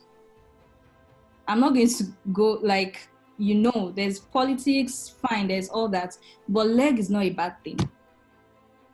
Sometimes it gets, overused. It's not very prevalent here, but I need you to know that people know people, and people use who they know to get what they want. And that's why you need to expand your network. You need to, even your friends, you need to know that you can't grow alone. Because if we all grow together, tomorrow, maybe my sibling or my cousin might need something, and I can use my friend, a friend of mine that, that I've pulled up, or somebody that's pulled me up who needs something from me. So yeah, networking is very important. Leg is, in short, they call it grace. It's grace, right? Or favor. Yeah. When you get something that you don't really work so hard for, because you've done the work by connecting with the right people. So you don't have to work so hard to get that thing. It's called grace. But then in the terms of networking, it's leg. And it's not a bad thing. Leverage it if you can. If you know somebody that has something you want, use leg. Don't go and suffer yourself. So that mentality, it's good to have, but don't also think that you won't work hard. You need to be hardworking, but you also need to be open to understand that if an opportunity comes and I have to skip 3 stages of interview, fine, I have all the credentials. It's not bad here. It's not like you have, like, maybe you don't have a high school diploma and you're getting a job of a master's degree holder. But then there's a lot of master's degree holders that have what you have. So what sets you apart? If you have the opportunity, why not? That's the essence of networking. Get out of your Nigerian mentality. Yes. Doesn't work in the industry. You will just be stuck and you will not grow. Okay. So I just want to make a little contribution to what Toyin said and regarding Imolayo's question. So Imolayo, I'm sorry if maybe I'm gonna go extra with this. So John 4:38 says, I sent you to reap where you have not worked for. Others have done the hard work. So the others that have done the hard work is the person you are already reaching out to, or you are networking with. The person has done the hard work to be there. All you have to do is just do what? Ask or reach out to the person and get what you need. And also, the truth is, I only feel bad about networking when I know I don't have the skills, and when I know I'm going there to just shame myself. If I have the skills and I know this is something I can do very well, I'm going out there to network and get that job. And no man is going to take that glory. Whosoever you think you're networking with, nobody will take that glory. When you get into the company, you will make the name for yourself, and that glory will go to you and go to God. And the truth about it is, if I should know the skills about the whole job, when I get there, don't be surprised that nobody will even remember again that this person referred me. It's the same thing with a president. When your president, most times we don't even hear their parents' name. Nobody knows their parents. Who do they know? They know the president, the actual person doing the work. Nobody remembers, oh, this is the mother of the president, this is the father of the president, or this is the godfather or the godmother to the president. No. They talk about the president, the actual person doing the work, the person they see every day giving out the results. So take that mentality off of maybe someone thinking, oh, I took him there. Or if you keep on reflecting over that, definitely, I'm sorry to say it, you will see yourself stuck in your career. Then secondly is the issue of preaching all your, like saying your feedbacks or the good feedbacks you got. I have to use myself as an example. So I got into a job and I was looking at my accent and I'm like, oh, I have an accent. I don't want to keep talking too much so that people will not see my accent and other stuff. But you know what? That keeps pulling me down. And whenever I get, like, I apply for, let's say, internal promotion, when they will have to reach out to my manager, or they will have to reach out to a senior leader in the team without letting me know that they're reaching out to someone. And those people cannot speak for me because they might not be seeing my actual results, or they've not heard. Most people are good with like listening, and most people are good with like going into deep dive to see who actually did this work. And if you're not careful in a team of like 4 or 5 where you made the highest input, those people you just refer to might even take the whole glory and be like, hey, I did this because they talk too much. So you have to place yourself in that position that you have to start talking. How I did my own was I had to, like, early this year, I said, you know what, let me take up more responsibilities. Like, they are just responsibilities that I will be the only one doing it, and the whole region will have to see my name, see my emails every day, see my picture on the email every day. By that way, I'm trying to like sell myself. I'm trying to like make everybody know me. Who knows who they will reach out to ask anything in regards to my work performance. And that already helped me out. So forget about what people think about your feedback. Forget about what they think, maybe you feeling that, hey, I'm trying to praise myself. You have to praise yourself. There is this adage that says, when a lizard falls from a wall, he looks left, looks right. When nobody praises him, he will praise himself. The lizard will praise himself. Learn to do that. Be that lizard. Always praise yourself. Preach it. If you preach it, people will hear you. And when the opportunity for you to grow comes, that is it. And most times I have listened to my senior colleagues talk about some other senior colleagues that got promoted quickly, that went from, like, let's say level 2 to level 10 within 6 years. But you know what they say about them? Oh, she talks too much. She always show herself. She always wants to. And I'm like, oh, she always show herself, and people are saying bad things about her. Then how did she get to this level? Because she always show herself. So you have to learn to show yourself. Then regarding to the whole networking stuff, one thing I would always say is, it is good to network. But one, are you sure you always have all the materials that are needed? For example, let's say like you're in a bus and you just look around and see like this person looks like he or she is like meaningful or has something good to offer. At that point, do you have your resume with you? At that point, do you have your work, like anything you can present to that person, to tell that person, hey, this is what I'm doing?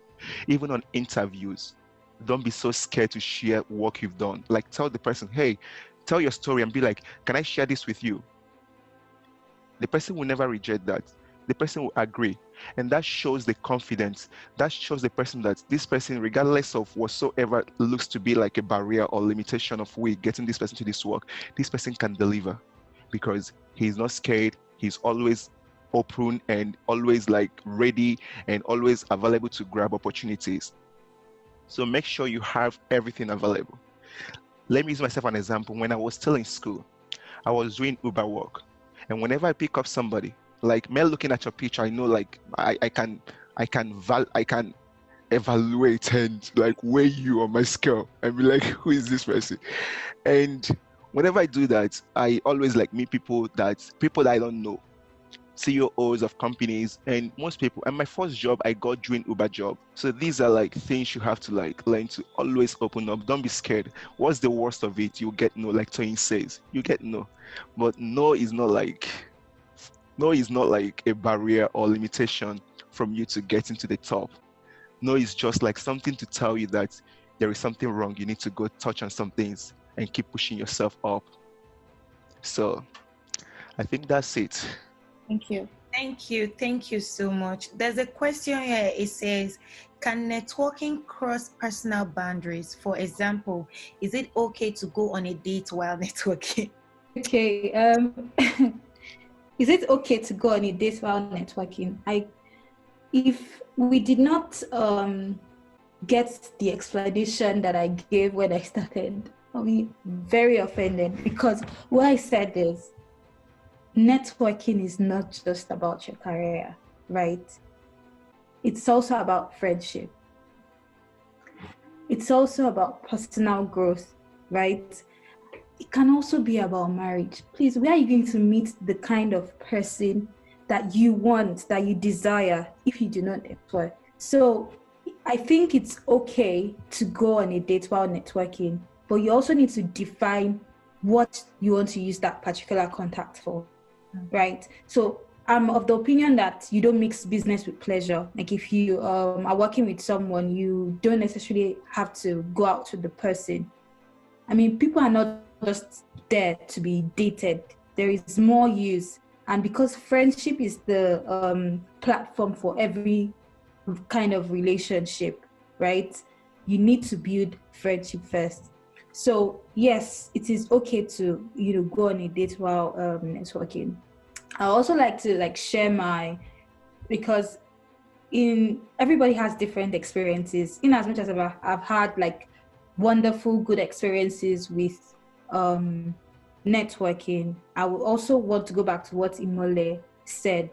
What she's saying is valid. There are people that say, I've had contact with one person that said that, oh, she or he made me this, that, and without him or her, I wouldn't be in the particular position that I am now, and all that. People like to take glory for, what. And my response to that person, I wish I knew Chinedu before now. I'd have given them the verse, he told us. I said, we can only stand on the shoulder of giants. I mean, Google Scholastic says that, but it's the truth. No man is an island, right? You need to connect with people. You need to interact with people. And when people say, oh, I made you, it's because God made them. God made them. That's why they're able to help you. God made them. Life is not, impacting people's life is not a 100-meter race. It is a marathon. So anything can happen. A relationship or a purpose can move from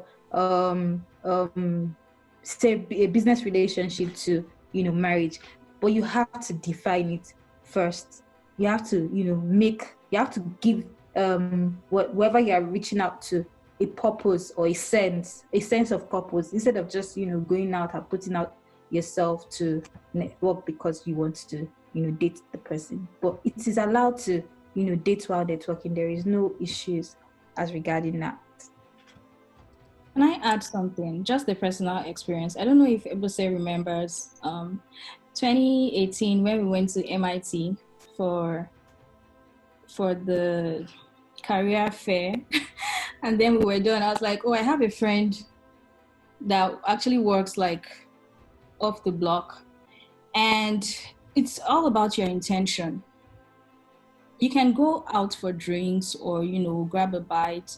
People are different.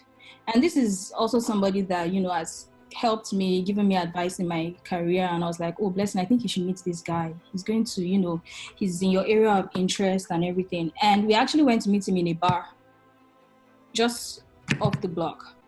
And when Ebose and I got into the bar, everyone we saw there was in suits like us.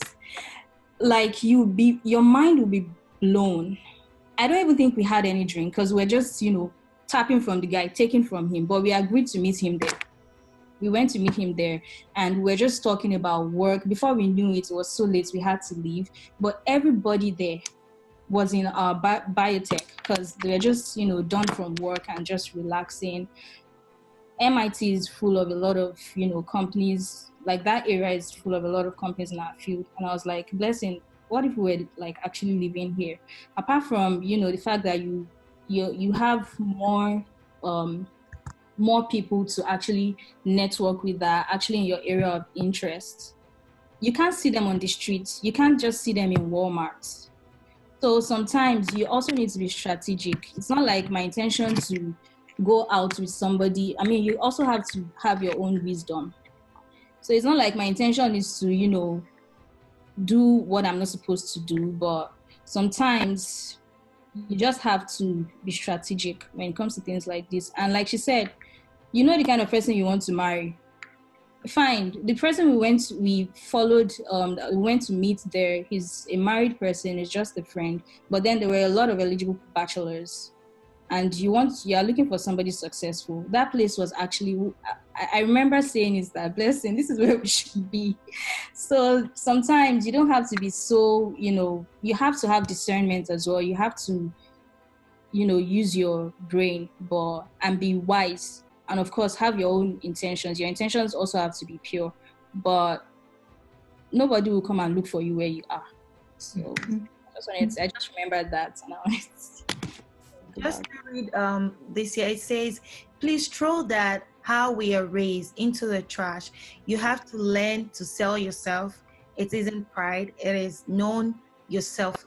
It is know your self-worth. Even in the Bible, David, when he was going to slay Goliath, listed his resume, which is true. Kill a bear, a lion, all that, tiger, and also no one will know what you can do unless you say. I mean, you might come off proud, but it's sweet to say your achievements with your mouth. The person went further and said, going back to my example of David, it was though networking, he was able to get in front of Saul. People heard him saying that he can do it, and they told Saul, if he didn't talk, he would have missed that opportunity. Okay. What advice do you have for young professionals, people who are about to go into corporate America? What advice do you have for them in terms of networking? I know for me, one of the challenges that I faced recently is, okay, I'm in a new environment. There are a lot of smart people around me. I don't want to network. And I was having this mindset that, if I'm networking with this, I have a goal to achieve in the company. Like, I want to be somewhere in the next 3 to 4 years in my career. And I know that I have to network with the people around me. But then I have this mindset that, I'm networking for my own personal benefits. And so that kind of hinders me. And also I feel like, I don't want to be in a competition with people that I already met there. So those are two things that I'm currently struggling with. So any advice or tips to help me get the mindset that I need to effectively network and not be like, I'm in a competition. In 6 months, I want to be here, and I don't care who I met here. I just want to, get it done and all that.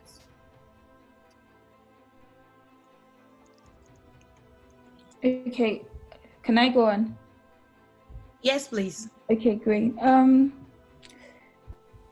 So I think I would want to make a comparison with, I don't know if anyone here sees How to Get Away with Murder.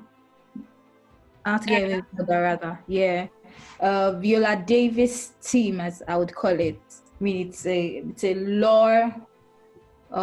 They're all in the class, right? But Viola Davis picked certain students, right? Forget about the drama, forget about what they did, but you would see that also in the grand scheme of things, right?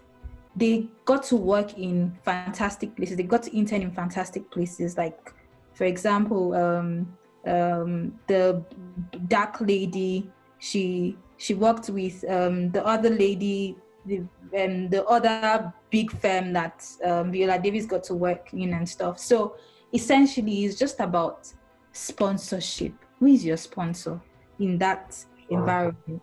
Who will speak for you in closed doors? Mm-hmm. Right? Who knows your capabilities, even if they don't know all that you can do, but they have so much interest in who you are and what you can deliver. And I will speak for you in closed doors. It can be the CEO, it can be the COO. You just need to, create a relationship and tender that relationship rather with different things that that will gain the person's attention towards you. So look for sponsor. It might not just be one sponsor, it can be 2 to 3, depending on what you want to achieve within that organization, right? It can even be a board member in that organization. So what do you need to do? If you don't know where to start from, I think LinkedIn can be a great place. You can know who the board of director is from LinkedIn. All you just need to do is search, right? So what I would recommend that you do is get a sponsor, pick someone that's, you can essentially leverage on, and would motivate you and mentor you into getting to where you want to be. All right, thank you. Thank you very much. I think I just wanted to make a couple of comments on some of the conversations that happened. Tony actually invited me to listen, and I think I found it very interesting and an engaging conversation, and the kind of conversations I like to have. But I think one couple of things, networking should be something that it's part of who we are as human beings. That's what creates communities around us. So if you don't network well, there's no way, it limits the information you have access to. And we are in a digital age now, so you don't just do social media because that's what's in vogue, but you also have to take your networking very digital, because that's the way it increases the range you can talk to people. But I think just like a couple of people also rightly shared, LinkedIn is very powerful, and I always advocate for you to use LinkedIn as much as you use your Instagram, because that's where your professional profile is. And what you put out there, wherever you're putting anything out there, it's what you want people to see about you. Because just the same way you're also cautious about the people you interact with, people are also cautious about who they are going to interact with. So if you want to go interact with someone, do your due diligence and definitely know your stuff. If you're networking with me and you come across shallow, that might be a red flag for me. Different kind of things. So you just have to understand. And networking also needs to be done in moderation, because one, you need to be very strategic. You don't just talk to everybody. You have to be strategic, because what's the brand you're building for yourself? Because I think that's very important. Then also to the comments about, wanting to put yourself out there. For me, I think this is one of my best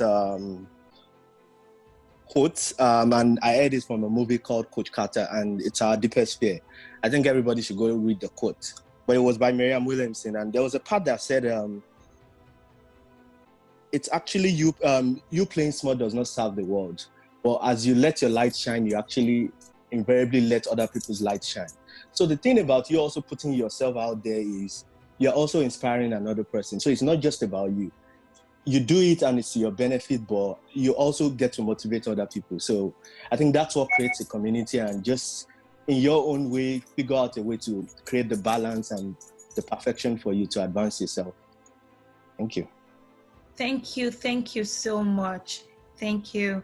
For LinkedIn subscription, I've actually signed up for the free 1 month, and I used it very well. And when it was done, it was done. But I know that you can pay for the subscription and also use it maximally, like do whatever you want and reach out to people directly as you can, but be strategic, just like Deji said, that you want to be strategic about it. If there's one thing I learned how to be strategic a lot, and I'm still learning and I'm still growing. From 5 minutes to 2 minutes to 1 minute, and I'm done. I'm walking away and you're calling me back. So you just have to learn how to be your own advert for yourself. Yes.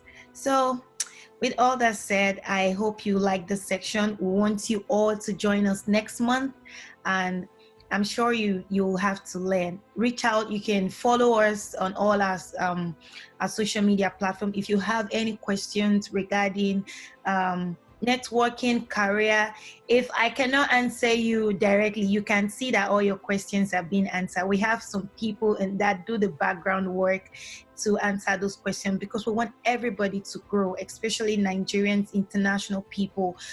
We want everybody to grow. I want to look back at 5 years, 10 years, and I'm like, damn, I'm like a director or a VP. So expand your dream. If you're dreaming to end up as a manager, I'm giving you an assignment, dream to become a VP. I always tell my friend that I think I just want to be a director. And she turned back one day, sometime last year, and say, I don't know why you would aim for a director when president is there. And immediately I went back to my vision board and clean director and say, okay, well, for president is MD, they need MD. I said, president/VP. Who knows? One day I'll go there and raise the VP finally and decide to be a president of a biotech firm. So grow your dream and build. If we don't have any other thing, I'll say bye.